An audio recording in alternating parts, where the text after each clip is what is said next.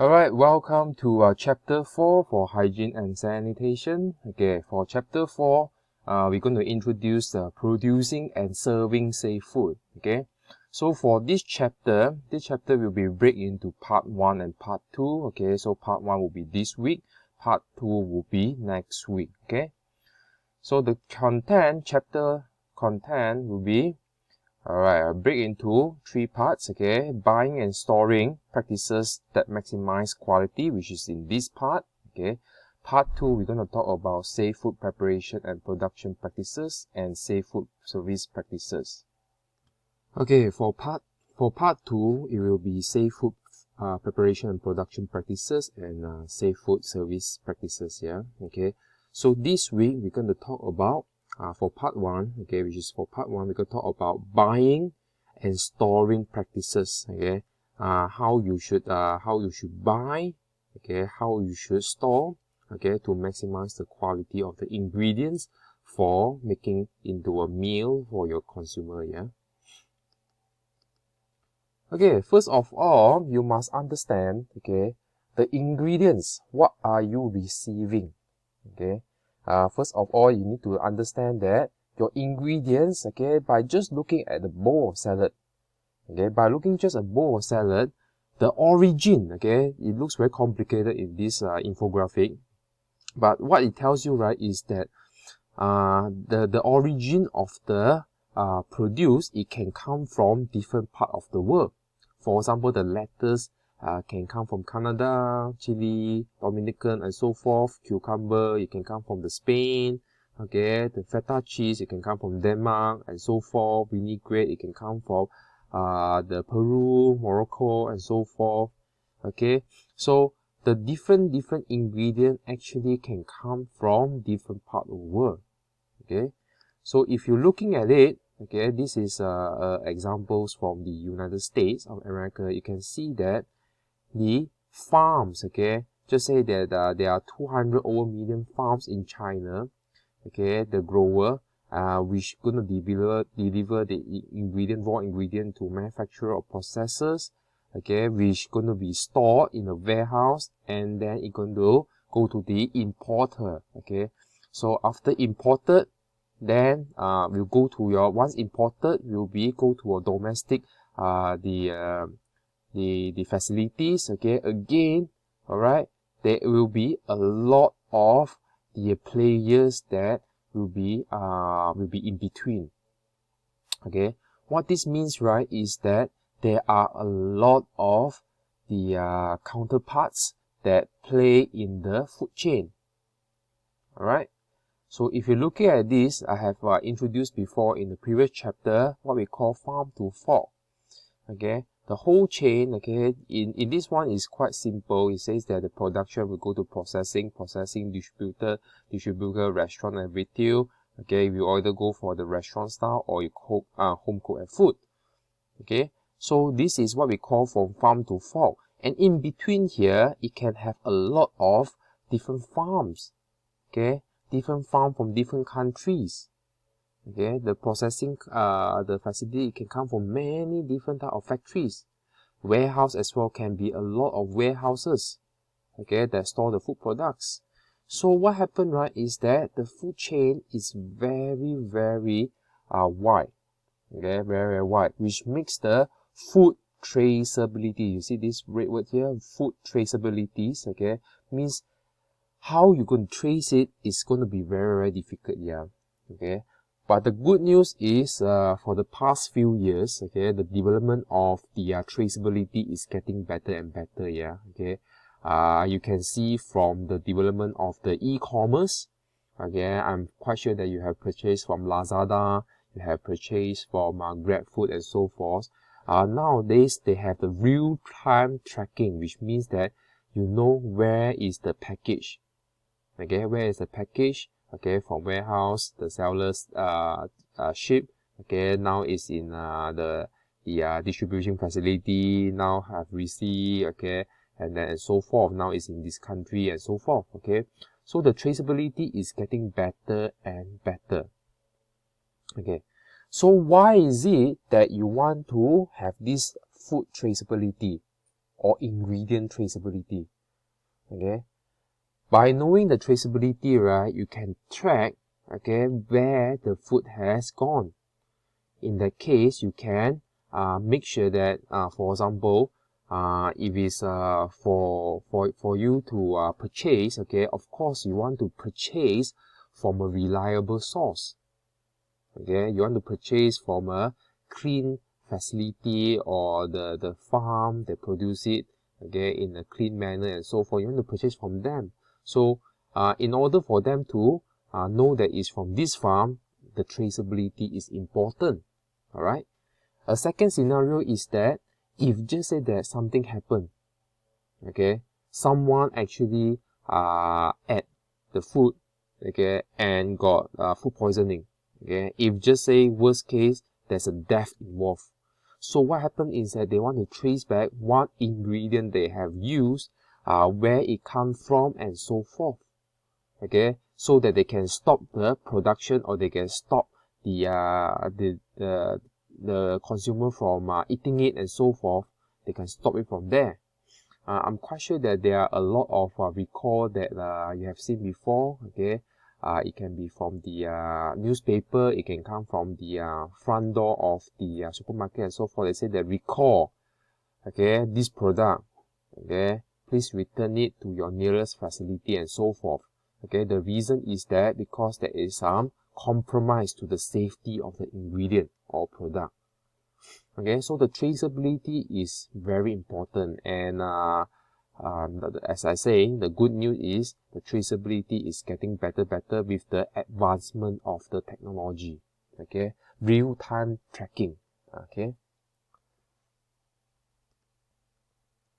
so the best practice when receiving ingredients, so this one is the whole chain. Okay, is what is happening. You receive your ingredient. Okay, once you receive, you need to store. Okay, so later on we're going to talk more about the storing. Okay, you can have the chill storing, frozen storing, then you can have a dry storing and so forth. Okay, once you store already, of course, when ready, you're going to use the ingredient to prepare your food. When haven't been served, okay, mise en place, okay, then it will be cold holding, okay, or maybe it will be served as a salad, okay, then you can serve it, okay, after cold holding. Of course, you can prepare the ingredient, you can cook it, okay. Once cooked already, you can have a whole holding before you serve, okay. Hot holding is like, for example, you can have a lot of scenario. One of the scenario is like buffet line. The buffet line, they store the food on top of the bain-marie, okay, bain-marie, okay, to keep it warm.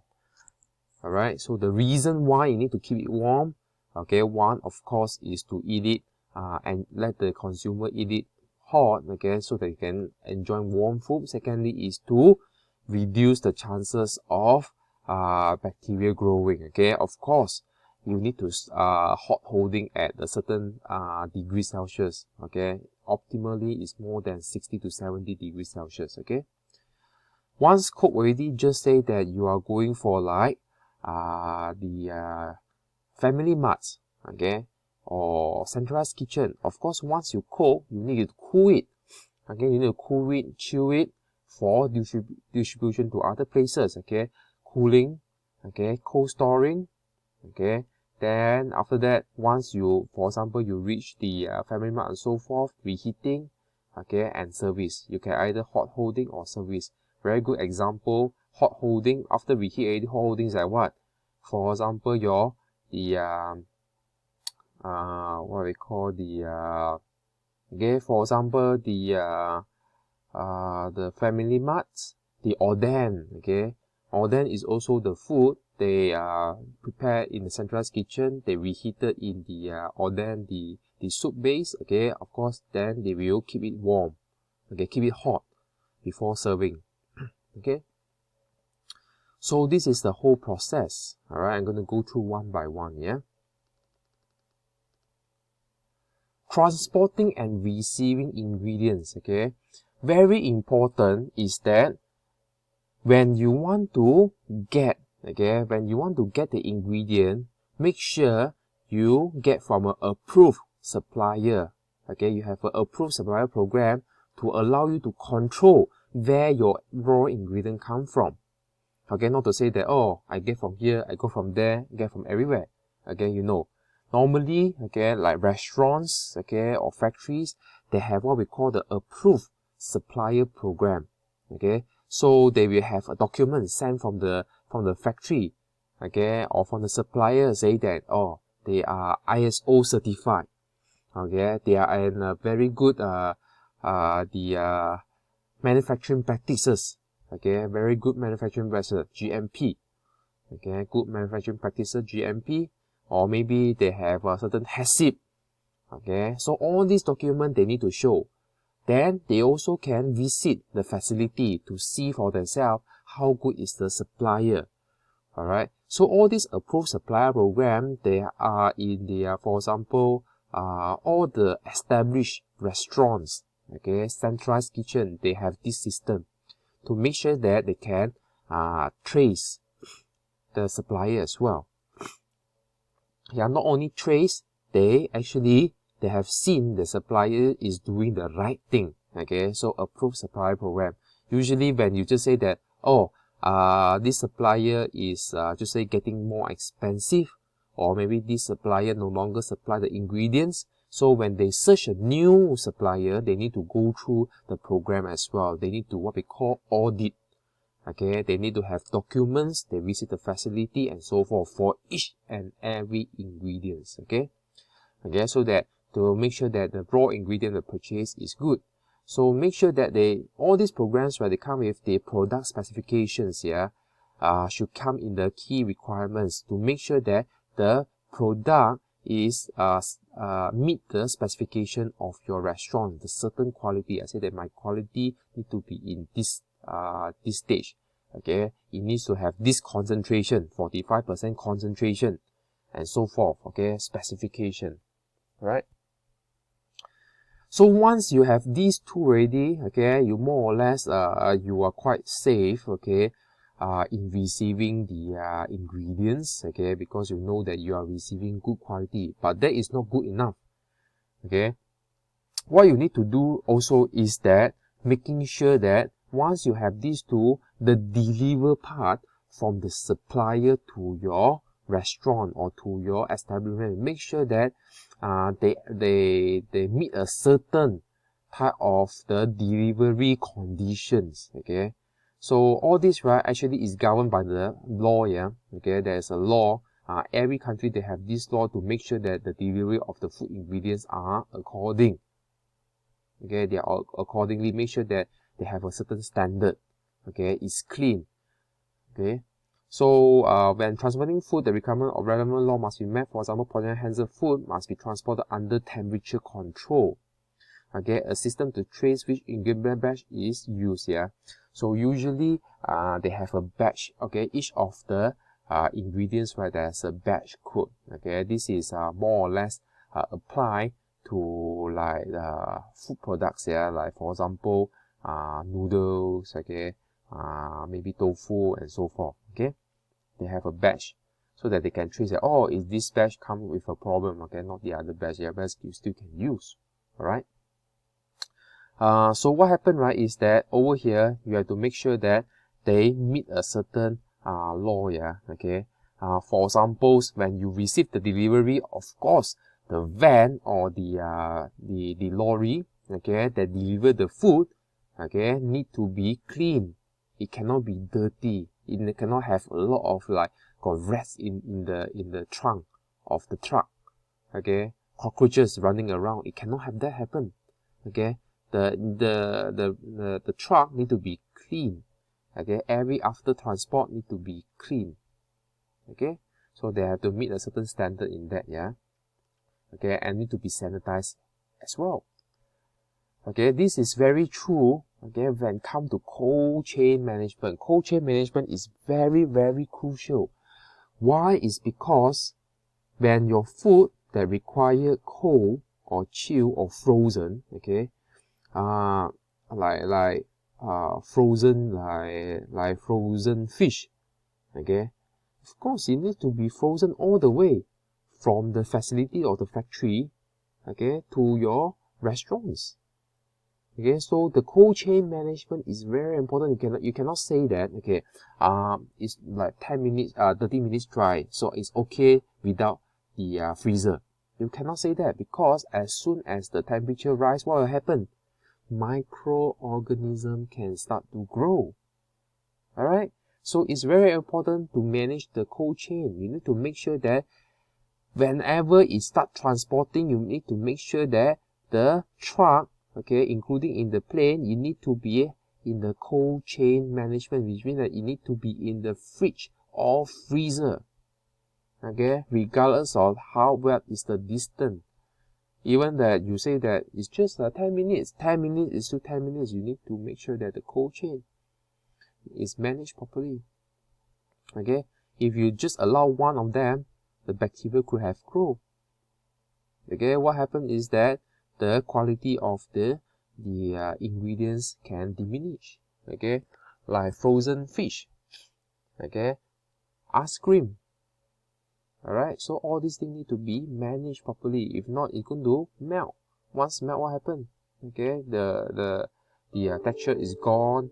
Okay, possible the bacteria can start to grow and so forth. Okay, fortunately nowadays the technology is getting better and better. Okay, nowadays they can actually attach a traceability, a traceable temperature monitor onto the into the package, which means that it is together with the your food ingredients. Okay, like frozen fish, then they put it in the next to the fish, okay, and store in the box and so forth. And whenever you can see that there are a few destinations, okay, you can see 1, 2, 3, 4, 5, a lot of destinations. So you can see that, oh, it's maintained, even on the plate it's maintained, but suddenly you see, okay, it went out more than the allowable. Just say that it is 5 degrees Celsius, is above 5 degrees Celsius, then it went down. So what happened here is that this part, there is a problem. Okay, possible that the person say that, oh, it's a short distance, I don't care. Okay, or maybe they deliver. Okay, not the truck fault, they deliver, but the person who receive it, okay, take a long time to put in the fridge, okay, or freezer. What happened is that the temperature rise. Okay, so in this case, they know that something is wrong with the area number 6 and 7. In that case, okay, the product could have been, the safety of the product could have been compromised. Okay, so it's getting more and more sophisticated. Of course, all this come with the additional cost, so it depending on whether you want to bear the cost or not. Okay, but I would recommend, if you are importer of ingredients, I would recommend you to have this one to safeguard the quality of the ingredients. Okay, actually this one will also make the insurance claims to be better, easier as well. You know where is there's a problems, and you can pinpoint directly. Okay, in that case you can say that, there you go, I have a proof. Okay, so you need to bear the cost and so forth. Okay, so receiving ingredient recommendations. Okay, most reputed retail suppliers, supermarket will have their own approved supplier program, which is good. Okay, that's why usually when I buy from supermarket, I'm fine. Okay, like I usually buy from Jara Grocer, I'm sure that they have an approved supplier. That's why their food qualities, right, is more or less quite good. Okay, otherwise you should select supplier based on the simple requirement of reliability, product quality, and safety of the ingredient or their food they supply. Okay, so it's very important you have make sure that the quality is there. Okay, a lot of mistake, right, by restaurants is that they don't look at the quality itself, they look at the price. As long as it's cheap, they will buy. That is a no-no. Okay, cheap, not necessary the product quality is good. Okay, same things. Expensive, not really necessary the product quality is good. So they need to make sure that they check for themselves. Okay, there's a program to check. Okay, documents is very important. Okay, you go and check. The facility is important as well. Okay, so really depending on your system. Okay, make sure that you have a system to actually check. Yeah. So good receiver, when selecting goods at the supermarket or receiving from a supplier, certain check must be made to ensure that the food is going to be safe to use here. For example, temperature check. Make sure that the food that you receive is still cold. Okay, you can take a probe at the temperature probe and then go and check it yourself. You must make sure that when you receive, the frozen food must still be frozen. Okay, if it's receiving hot food, the hot food still is still be above 60 degrees Celsius. Okay, so it's very, very important. Same goes. If you look at the food, okay, look at the packaging. Is it still good packaging? The canned food, is it still correct? Okay, it's still the canned food is not rusty can and there's no dented and so forth. Okay, you must check the quality, temperature check, quality check, order check. Is this the correct thing that you bought? Okay, of course, a lot of people forgot to check. Okay, if it's canned food and so, check the use by date. Is it very near to the use by or best fulfill date? In that case, okay, and then also check that the hygiene, is the delivery person hygienic or is it dirty and smelly? Okay, check this one. If this, okay, after you check, something is not right, so what should you do? You can always reject. Okay, which means that you reject, you say that this is not to my standard, I cannot receive it. Okay, in that case, they need to change a new one for you. Okay, not to say that, there's a problem with it. Okay, since there's a problem, can you give me discount? You can't do that. Okay, you must make sure that you receive good ingredient to supply to your customer. Very important. Not ask them for discount. Okay. So when you receive your goods, okay, make sure that you have a system as well, a form for you to fill up. When you receive it, from which supplier, okay, what is the product name and code? When you receive, what is the temperature? What is the use by date? Okay, what's the passing condition? What is the condition? Okay, is it acceptable or is it reject? No reject. Okay, initial. Okay, for example, over here, 15. This one, rejected. The star sign rejected because the temperature is above 4 degrees Celsius. Okay, this is the correct way for you to receive items. Usually established restaurants, established like the conventional center, manufacturer, they have this system so that they can trace where the ingredient come from. Okay, whether they have checked or not. Okay, all this is very important. One is to safeguard your food produced from your facility. Okay, so that there's no incidents happen. Okay, like food poisoning and so forth, so you can avoid that from happening, minimizing the risk. Okay, as well as if you got all this done, okay, it's very easy for you to convince people that your product is good. Okay, so that people will come back to buy from you. They say that, oh, this one is reliable. They have done all the checking and so forth, so I can buy with confidence. Okay. Storing, okay, so when after you receive, okay, making sure that the food ingredients you buy from is good, okay, the approved supplier list, okay, and then before you receive, you check your ingredient and so forth, okay. Once everything is passed through, it comes to storage, okay. Storage can have different type of storage, okay. Storage, you can have refrigerator storage, okay. It needs to be make sure that it is below 5 degrees Celsius, okay, about 0 to 5 degrees Celsius. Frozen, it need to be below negative 20 degrees Celsius.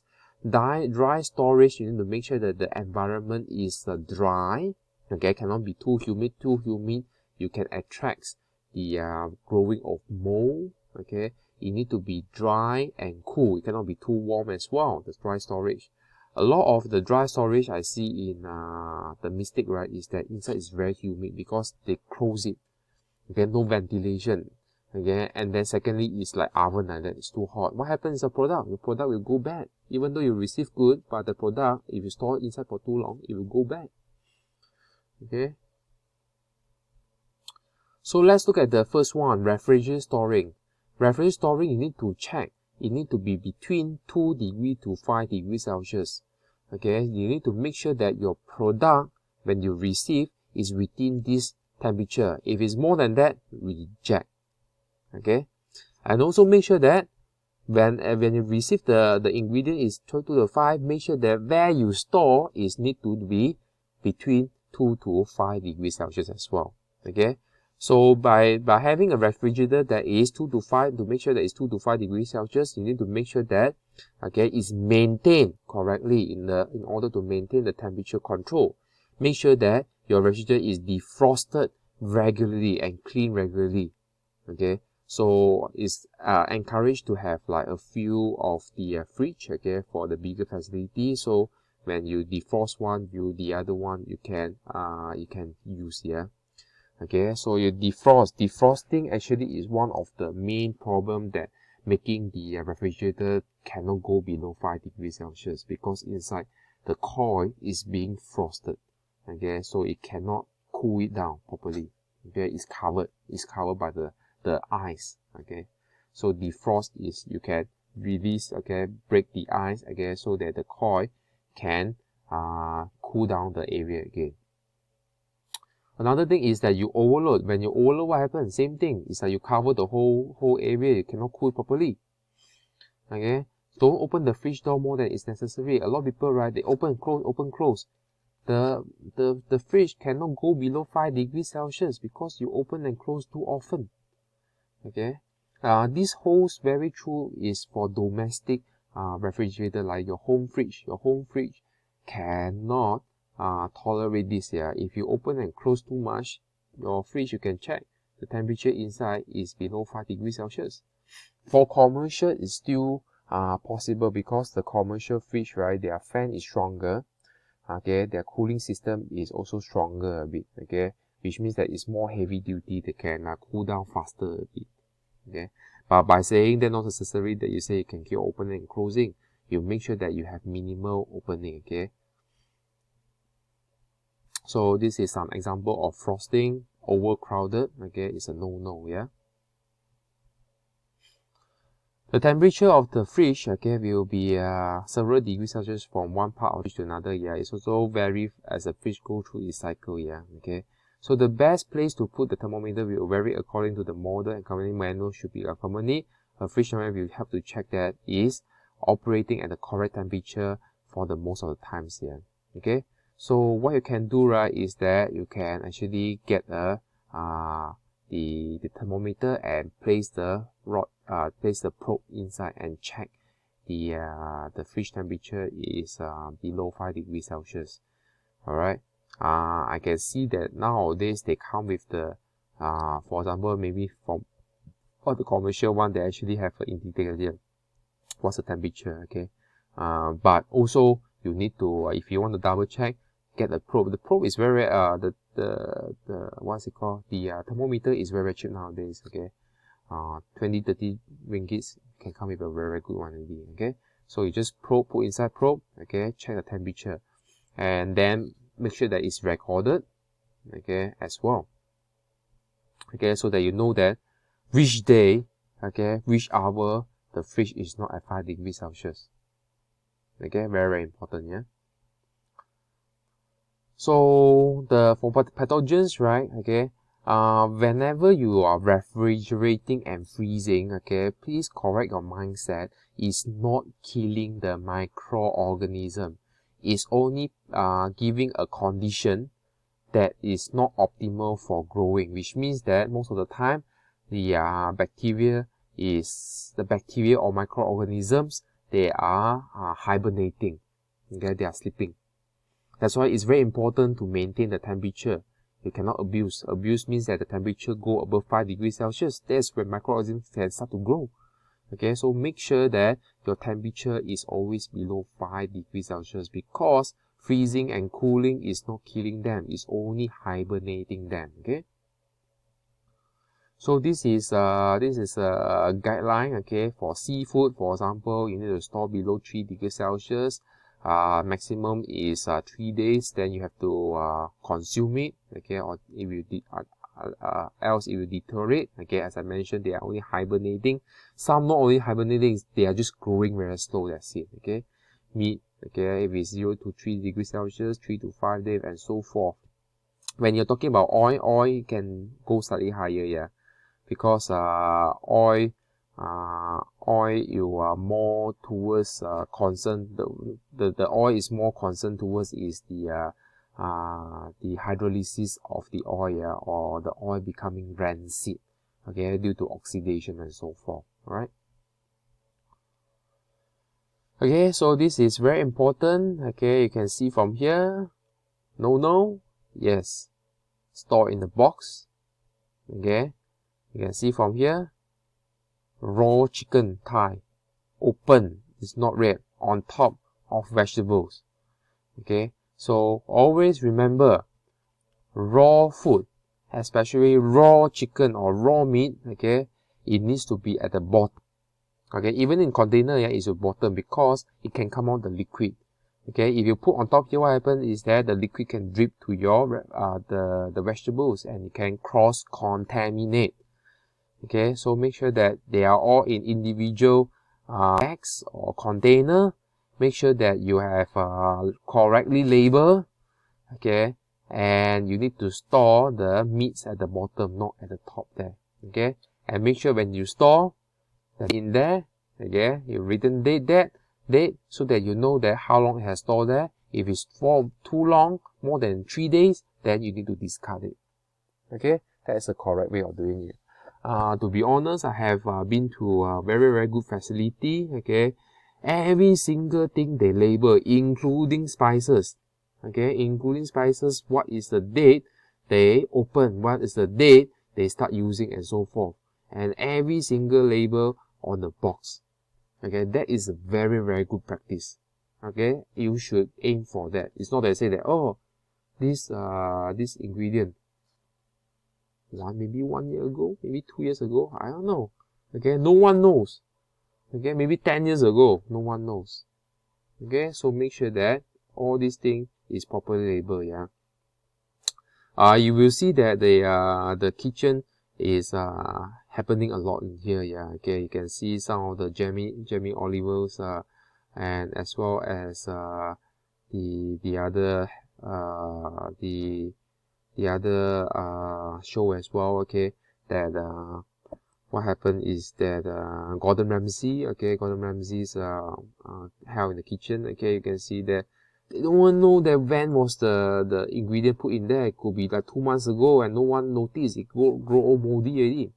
Okay, that is a very bad practice. Yeah, that's a very bad practice. Okay, because it can start to cross contaminate everywhere. Okay. Okay, next, rework and food safety. What is rework? Rework is usually to process of leftover ingredient or food products. Okay, so this you have to make sure that when you rework this ingredient, for example, cooked meat as a pizza topping, leftover dough for baked goods, and so forth. All this you need to make sure that you label correctly. If you really need to rework, okay, just say that, oh, it's still okay to rework, then you need to make sure that the heating is properly. Okay, they say, clearly label, and your staff need to know. When you want to rework, you need to make sure that the ingredient is being heated up more than 70 to 80 degrees Celsius for at least like 5 to 10 minutes. Okay, to make sure that you kill all the bacteria and so forth. Okay, so rework is very important. Yeah, you need to reheat all the way up. Alright, so that the food is reduce the amount of microorganisms as well. Okay, next, frozen storage. Frozen storage, you need to make sure that it's below -18. Okay, below -20 is even better. Okay, and again, if you want to have a below freezer that is below -18, same thing, defrost and clean it. Okay, every 6 months. Okay, keep the freezer. What happened is that it's the other way around. You need to keep it as full as possible. Okay, to take more energy to keep it cool. Yeah, Wrap the frozen food well before freezing to avoid damaging them. Okay, seal them carefully. Yeah, freezing actually can there are certain things. Okay, freezing actually is good. Temperature is a lot lower. Okay, it can hibernate the microorganism more. Okay, but freezing, okay, there are a lot of freezing method. If you freeze it too slow, it can damage the food structure. That's why some food after frozen and after you reheat, the texture is not there. Okay, the flavor may have gone. Okay, if you freeze the vegetable becomes soggy if you reach out. Yeah, so now usually in this restaurant or centralized kitchen, they need to freeze it. They actually have what we call blast chiller or blast freezer. Okay, so they actually freeze it at a very rapid rate. Okay, so the temperature dropped very fast. Okay, to -18 or even below that. Okay, by doing that, right, you actually can preserve a lot of different type of you can preserve the texture, flavor, and so forth possible. Okay, that is why, right, sometimes you say that, oh, I want to freeze something, I freeze it in my own home freezer. You wouldn't have that kind of the effect. Okay, your product can go wrong. Okay, because commercial usually have this blast freezer, okay, blast chiller, to actually reduce the temperature at a very fast rate. Yeah. Fortunately, in Taylor's University, we have all these freezers here available in the kitchen, so you can use it. Okay.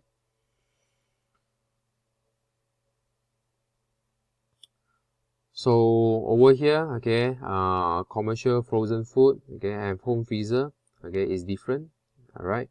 Small quantity of bought food, however, can be held frozen in home freezer for a few weeks at temperature below -15 to -12 degrees without serious loss of quality. Yeah.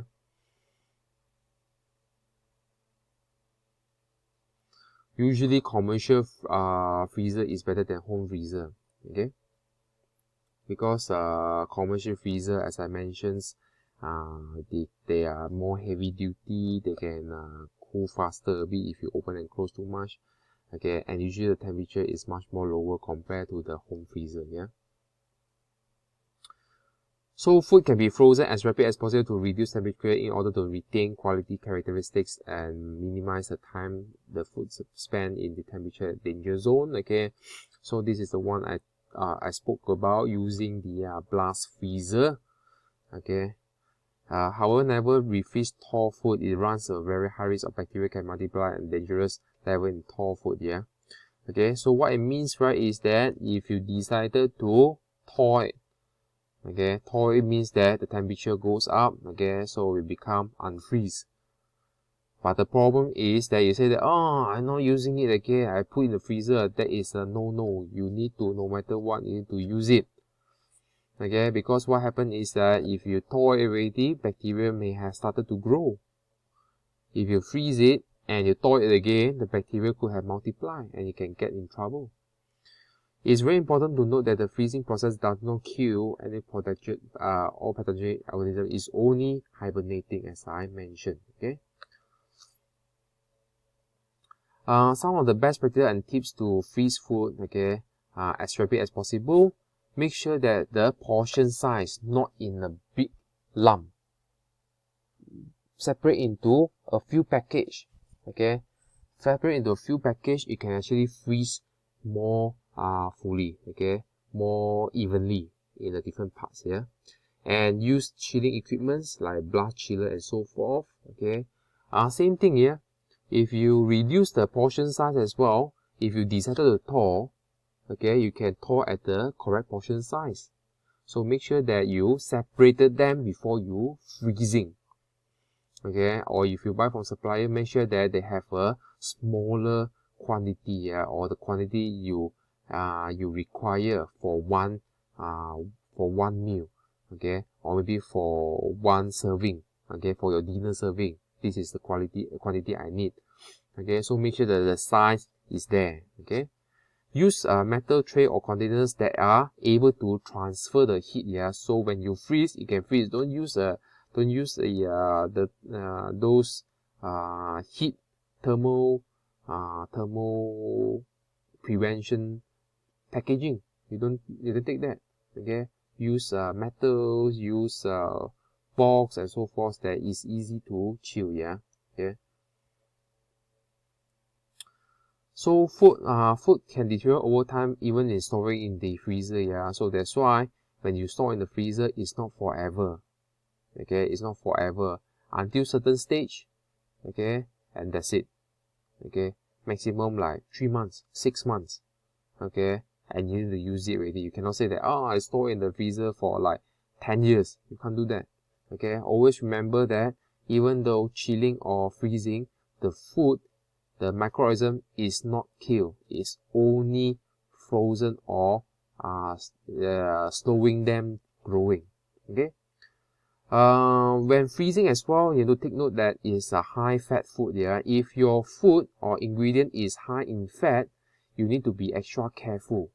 Okay, the reason is because fat can still oxidize even during frozen. Yeah, okay, which can cause rigidity. All right, especially in the high salt level. Yeah. So frozen food must be examined closely and selected carefully before buying and receiving. Frozen vegetables, again, when you receive frozen, okay, that is one of the checking, yeah. Okay, when you receive, make sure that the vegetables are still free flowing. If you buy the package frozen peas, okay, green beans or frozen corns and so forth, if you see that, oh, they are lumped together, something is wrong, which means that they have defrosted before. Okay.